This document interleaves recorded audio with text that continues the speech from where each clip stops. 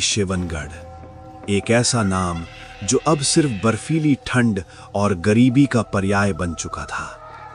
ये पौष मास की अमावस की रात थी, वर्ष की सबसे काली रात।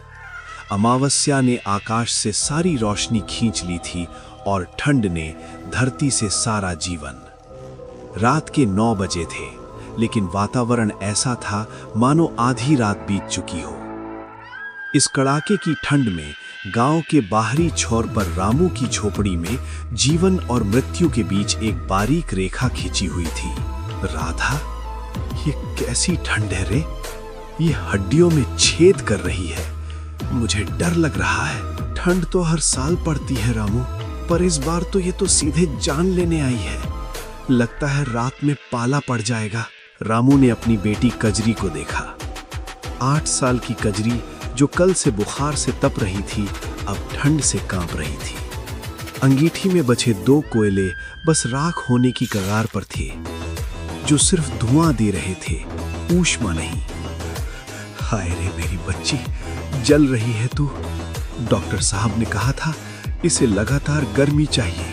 मैं जानती हूँ रामू, पर कल जो लकड़ी का गट्ठा बेचा था उससे तो बस आटा दाल ही आ पाया।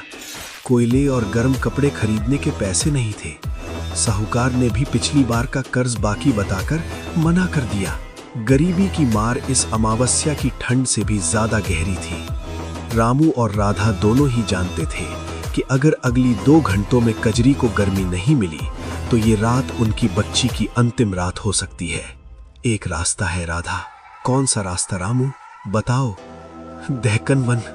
नहीं रामू, उसका नाम भी मत लो। वो अमावस में वो जंगल नहीं, वो प्रेत का झलावा है। लोग कहते हैं कि जंगल रास्ते बदल देता है, आवाजों का भ्रम पैदा करता है, पर दहकन वन में सूखी लकड़ियों का बड़ा भंडार है। ये बात सब जानते हैं। वहां से अगर मैं एक बड़ा गट्ठा भी ले आया, हम सुबह तक कजरी को बचा लेंगे। तुम्हें कुछ हो गया तो? तुम अकेले अमावस में? मुझे कुछ नहीं होगा। मैं बस 1 घंटे में लौट आऊंगा।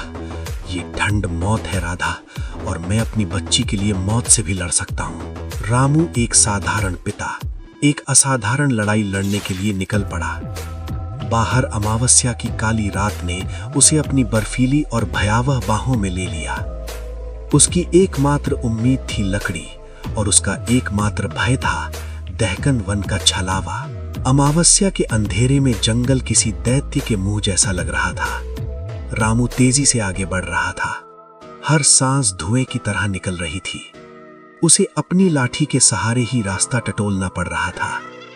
हर कदम पर उसे महसूस हो रहा था जैसे कोई अदृश्य शक्ति उसे देख रही है, उसका पीछा कर रही है। बस थोड़ा और सीधे चलता रहे रामू। दहकन वन। अचानक हवा के बीच में एक विसंगति। जंगल की दुर्गंध और ठंड के बीच चंदन की लकड़ी जलने की मीठी खुशबू आई। ये क्या है? इस कड़वी ठंड में इतनी मीठी आग। पेड़ों के बीच से रामू के दाहिने ओर एक बहुत हल्की टिमटिमाती लालटेन की रोशनी दिखाई दी। ये रोशनी स्थिर नहीं थी, बल्कि धीरे धीरे अंदर जा रही थी। जरूर कोई लकड़हारा लकड़ियों का बड़ा ढेर छोड़कर गया होगा। वहां से ले लेता हूं, ज्यादा मेहनत नहीं करनी पड़ेगी। रामू ने अपने रास्ते से मुड़कर उस आरामदायक खुशबू और रोशनी का पीछा करना शुरू कर दिया। यहीं से दहकन वन का छलावा शुरू हुआ। अचानक खुशबू और रोशनी गायब हो गई। कहां गया? अभी तो यहीं था। कौन था वो? अब रामू के बाएं ओर थोड़ी दूर पर वही लालटेन की रोशनी फिर से दिखाई दी, लेकिन इस बार वो स्थिर थी। ये क्या मजाक है? जंगल खेल रहा है मेरे साथ। रामू तेजी से दूसरी जगह जाता है। वहां पहुंचकर फिर से कुछ नहीं मिलता। जंगल का भ्रम अब रामू पर पूरी तरह हावी हो चुका था। वो जहां से आया था वो रास्ता अब पूरी तरह से अपरिचित लग रहा था। छलावा। ये दहकन वन का छलावा है। मैं रास्ता भूल गया। यहीं मिलेंगे गर्मी और लकड़ी। आराम। फुसफुसाहट वाली जगह पर जमीन पर पड़ा एक विशाल आधा जला हुआ लकड़ी का गट्ठा पड़ा था। ये लालच रामू को खींच रहा था। इतना तो पूरे गांव को बेच सकता हूं। रामू गट्ठे को छूने के लिए झुका। जैसे ही उसने गट्ठे को स्पर्श किया, उसे तेज बिजली का झटका लगा। रामू पीछे हट गया और चीख पड़ा। आह! गट्ठे के ऊपर से काली धुएंदार परछाई उठी। ये साक्षात अमावस्या का अंधेरा था। गर्मी अच्छी है, मेरे पास आओ। दूर हटो, कौन हो तुम? मैं तुम्हारी गर्मी नहीं चाहता। बेटी, उसे गर्मी चाहिए। मैं हूं गर्मी, जो कभी नहीं बुझती। परछाई तेजी से हवा में फैलती है और रामू के पैरों को छूती है। रामू को अपने पैरों में बर्फीले स्पर्श का दर्द महसूस होता है। नहीं, रामू उस भयावह जगह से भाग निकला। दिशाहीन होकर जंगल के अंदरूनी हिस्सों की ओर दौड़ पड़ा। रामू लालटेन के धोखे और काली परछाई के बर्फीले स्पर्श से भागकर अब दहकन वन के एक ऐसे हिस्से में पहुंच गया था जहां पेड़ इतने सघन थे कि अमावस का अंधेरा भी हल्का जान पड़ता था। उसका शरीर कांप रहा था और उसका दिमाग भ्रमित था। भाग रामू, यहां से भाग, ये जंगल जान ले लेगा। ये सिर्फ लकड़ियों का ढेर नहीं है। तभी भागते भागते रामू ने अपने आगे पेड़ों के बीच एक अजीब सी जगह देखी। वो जगह जंगल के बाकी हिस्सों से बिल्कुल अलग थी। वहां न तो भयानक ठंड थी और ना ही हवा का कर्कश शोर। वो एक खुला मैदान था जहां दर्जनों पत्थरों के ढेर लगे हुए थे। इन पत्थरों के बीच अजीबोगरीब आकृतियां बनी हुई थीं, जो किसी प्राचीन भूली हुई सभ्यता के खंडहर लग रहे थे। और उन पत्थरों के बीच से रामू को अनेक आवाजें सुनाई दी। ये क्या है? इतनी रात को यहां कौन? वो धीमे कदमों से आगे बढ़ा। जैसे ही उसने मैदान में प्रवेश किया, उसे अपनी आंखों पर विश्वास नहीं हुआ। पत्थर के ढेरों के बीच हल्की चांदनी, जो अमावस्या में संभव नहीं थी, पड़ रही थी और उस रोशनी में कुछ लोग दिखाई दे रहे थे। वे अजीब तरह के कपड़े पहने हुए थे, पुराने, फटे हुए और गंदे। वे आपस में फुसफुसा रहे थे और पत्थरों पर रखी कुछ सूखी लकड़ियों और पुरानी चीजों का लेन देन कर रहे थे। ऐसा लग रहा था मानो ये जंगल के बीचों बीच लगा कोई मायावी गुप्त बाजार हो। लकड़ी, इतनी सारी सूखी लकड़ी। मैं गट्ठा मांग लूंगा या खरीद लूंगा। रामू ने हिम्मत जुटाई और एक बूढ़े व्यक्ति की ओर बढ़ा जो अपने पास लकड़ियों का एक बड़ा गट्ठा रखे था। माफ करना, क्या तुम ये लकड़ी बेच रहे हो? मुझे बहुत जरूरत है। मेरी बेटी। नहीं, हम बदल रहे हैं। बदल रहे हैं? किसके बदले? पैसे? मेरे पास अभी ज्यादा पैसे नहीं है, पर सुबह दे दूंगा। पैसे यहाँ पैसों का कोई मोल नहीं यात्री। यहाँ चीजें गर्मी के बदले बदली जाती हैं। गर्मी? हाँ, गर्मी। तुम्हारी शरीर की गर्मी, तुम्हारी यादों की गर्मी, तुम्हारी खुशियों की गर्मी। रामू हो उस व्यक्ति की बात समझ नहीं आई, लेकिन तभी उसने देखा कि पास खड़े एक युवक ने लकड़ियों के एक छोटे से गट्ठे के बदले अपनी गर्म शॉल उतारकर बूढ़े को दे दी। ले लो, मेरी माँ की शॉल है। ये मेरी आखिरी गर्मी है। रामू ने युवक को देखा। शॉल देने के बाद युवक कांपने लगा। उसके चेहरे पर एक अजीब सी उदासी और खालीपन छा गया। ऐसा लगा जैसे उसके शरीर से केवल शॉल ही नहीं, बल्कि जीवन की ऊष्मा भी चली गई हो। नहीं, ये क्या है? तुम लोग अपनी गर्मी क्यों दे रहे हो? क्योंकि जंगल को गर्मी पसंद है और जो गर्मी देता है उसे यहाँ भ्रम मिलता है। ये जगह अमावस्या में ही खुलती है। यहाँ आने वाले यात्री जो लकड़ी की गर्मी चाहते हैं, उन्हें पहले अपनी गर्मी देनी पड़ती है। अब तुम बताओ यात्री, तुम्हारी बेटी को गर्मी चाहिए। तुम्हारे पास क्या है? कोई कीमती याद, कोई अटूट रिश्ता या तुम्हारी आत्मा की आधी ऊष्मा? रामू को अचानक याद आया। राधा की चिंता, कजरी का चेहरा और जंगल की काली परछाई। ये बाजार कोई सहारा नहीं, बल्कि छलावा का दूसरा रूप था। ये उसकी भावनाओं को छीनकर उसे लकड़ी देना चाहता था, ताकि वो भावनात्मक रूप से खाली हो जाए और ठंड के लिए आसान शिकार बन जाए। तुम लोग प्रेत हो, तुम छलावा हो। मैं अपनी बेटी के लिए गर्मी चाहता हूं, अपनी यादों के बदले नहीं। गर्मी नहीं दोगे तो फिर तुम अपने रास्ते का भ्रम ले जाओगे।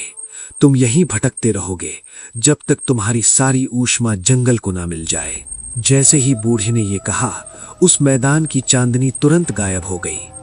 बाजार की सारी आवाजें बंद हो गईं। पत्थर के ढेर पहले से कहीं ज्यादा ठंडे और विशालकाय लग रहे थे, और उन पत्थरों के बीच से वही ठंडी धुएंदार परछाई फिर से रामू की ओर बढ़ने लगी। गर्मी, गर्मी चाहिए। अब तुम मुझे अपनी गर्मी दोगे? मैं नहीं दूंगा। मेरी गर्मी मेरी बेटी के लिए है।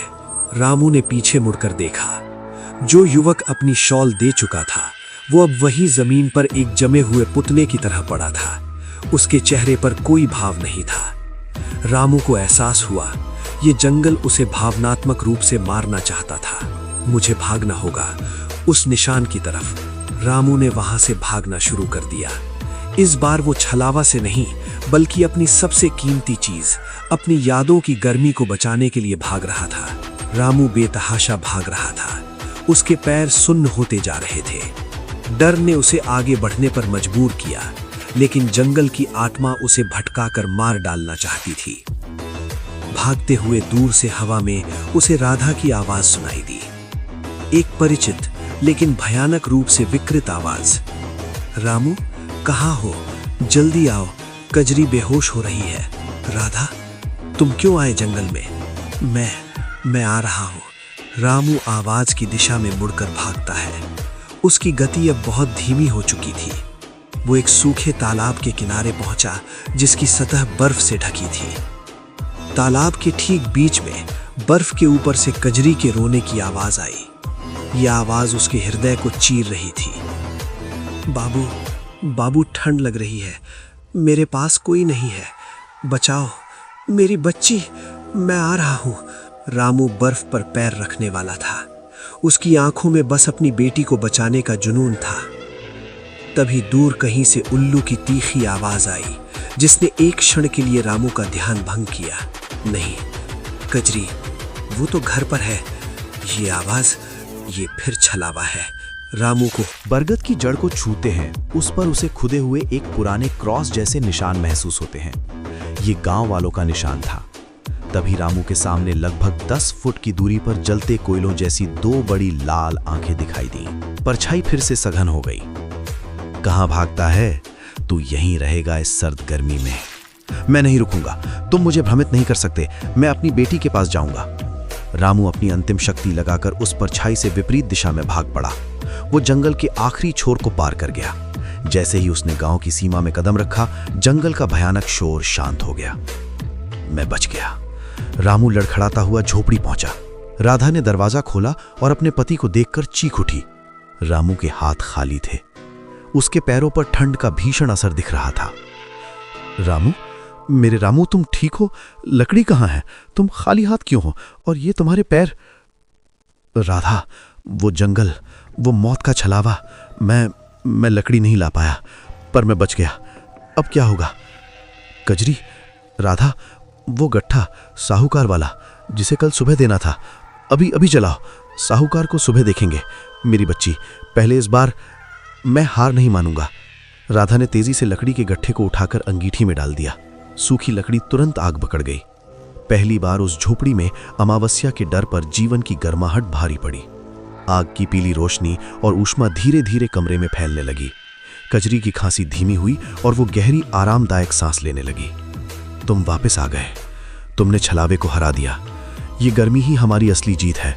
ठंड हार गए, गरीबी ने हरा दिया। ऐसी ही हॉरर स्टोरी वीडियो देखने के लिए इस वीडियो को लाइक करें और चैनल को सब्सक्राइब करें और बेल आइकॉन घंटे को ऑल पे प्रेस करें ताकि हमारी कोई भी वीडियो आप मिस ना कर पाएं। धन्यवाद हमारी प्यारी YouTube फैमिली।